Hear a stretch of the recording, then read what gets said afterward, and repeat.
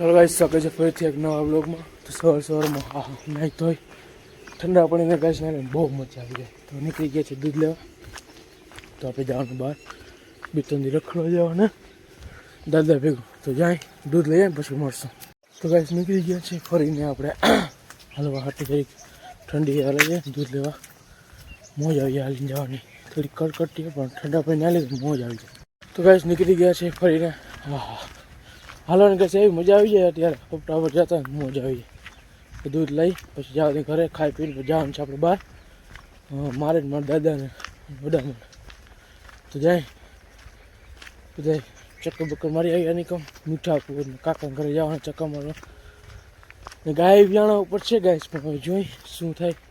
મેં તો કીધું મારે જવું છે બાપા કે જા નહીં જાય. મેં કીધું હમણાં તો 2-3 દી આપણું ગટકા નહીં દેખાય તમને. તો આ બ્લોગ આવે રાખી જોઈ લેજો. હા કે નક્કી ના હોય કે અહીંયા આપણે કોણ આવી જાય ક્યાં નીકળી જવાનું થાય. હું પાછું આવતો ક્યાંક રોકાઈ જાઉં. બસ નવાઈ જાય ને ઠંડા પણ મોજ આવી જાય. જરીક વાર બે જબલા એમ થાય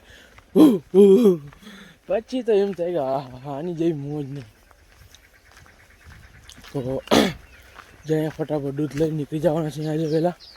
બેસ્યું નહીં નાના આગળ જરીક ને પછી આપણે ખોરવાઈ જાય બધું ખાવાનું બધું બાકી ને ખાધોઈને આપણે જવાનું મળે ને મારે હવામાં ખાવું નહીં ગાઈસ. તો જાય પછી મળશું. તો ગાઈસ શ્રી દાદા નીકળી ગયા છે ને આપણે હવે દૂધ લઈને નીકળી ગયા ફટાફટ જવાથી.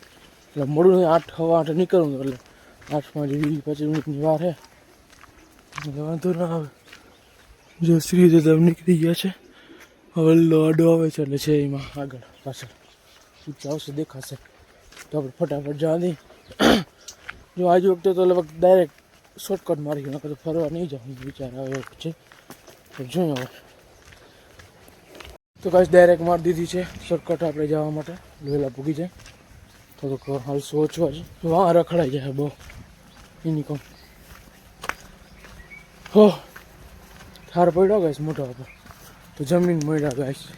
તો ગાઈસ આપણે આવી ગયા છે દ્વારકામાં જ્યાં હપ્તા ને ભાત ને બધું છે ને શ્રીરામના ચોક ત્યાં તો આવી ગયા ને ગાઈસ. ફરજિયાત રીતે હું તો એમ કહું તમારે જવું છું બહુ મજા આવે ગાઈસ. આના જેવી મોજ જ ક્યાંય નથી. તમારે ફરફર જવું પડે અને એને જાઓ ને તો જ મોજ આવે. અને સાહેબ પગે લાગવો જોઈએ ને એકવાર તો પરસાદ લઈ જાઓ. અવડો યાર કાર્યક્રમ છે ને આપણે દ્વારકામાં એમ કહું જવું છે ફરજિયાત રીતે જવું છે ગાઈસ. तो मोरसू बची गए आगर हो जाती है। असौच जानते हैं इसको खुशिका या सूतक बोलते हैं। 2 तरह के असौच होते हैं, जनन असौच और मरण असौच। कभी कभी जब आगे नहीं तो गाइस અહીંયા થાય છે બધાને રામધૂન બોલે છે. આપણે પરિક્રમા કરી નાખી પછી આપણે જોઈને જાશું પ્રસાદી લેવા પછી મળશું. તો ગાઈસ આપણે આવી ગયા હતા ચંડી યજ્ઞ જો દ્વારકામાં તમે જોઈ શકો પરિક્રમા કરી લે બહુ મજા આવે બહુ મસ્તીનું છે બધાને આવું. તો ગાઈસ જોઈ લ્યો એકદમ મસ્તીનું બધું જા કરે. ખરેખર અહીંયા આવવું જ જોઈએ. આપણે દ્વારકાના માણસ બધાને ફરજિયાત છે કારણ કે અવળો યાર દ્વારકામાં આપણું દેવભૂમિ દ્વારકા કહેવાય ને એવું જા માનતા હોય તો હું કહું બધાને આવો સપરિવાર સાથે આવું પગે લગાય બહુ મજા આવશે.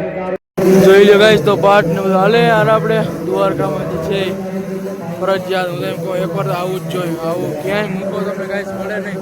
મારો અવાજ તો તમને નહીં સંભળાતો પણ આવું મૂકો ગાઈસ કોઈ જિંદગીમાં મને નહીં લાગતું મારા મૂકો આવે પગે લગાય દ્વારકાધીશને થાય વરસાદી રહી. તો ગાઈસ તમે જોઈ શકો તો આ નિકમ મેળો છે. આપણે ચક્કા મારવા આવ્યા હતા નિકમ અને હવે જાય આપણે ફ્રેશ થઈ ગયા પેશાબ પાણી કરીએ ફ્રેશ થઈ. હવે આપણે જાય અત્યારે કથા ચાલુ થશે શ્રીમદ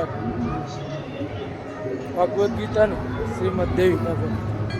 તો જાય સાંભળશું જરીક બેસે પછી થોડીક પ્રસાદી લઈ નીકળી જશું ફરીને ઘરે. તો ગાઈસ આપણે આવી ગયા છીએ આપણી વાડીએ જે પવિત્ર છે દ્વારકામાં આવ્યું છે ત્યાં પવડું આપણી વાડી જોરદાર ગાઈસ. આના તો હમણાં જો આવ્યો વચ્ચેમાં એકવાર આવ્યો તો આવ્યો બાકી જોઈ ગાઈસ અહીંયા છે આપણે હેઠળ એકદમ વાડી જોરદાર છે. અને બાકી તો ગાઈસ હવે મળશું આપણે હવે આગળ નકર બધાને બાય.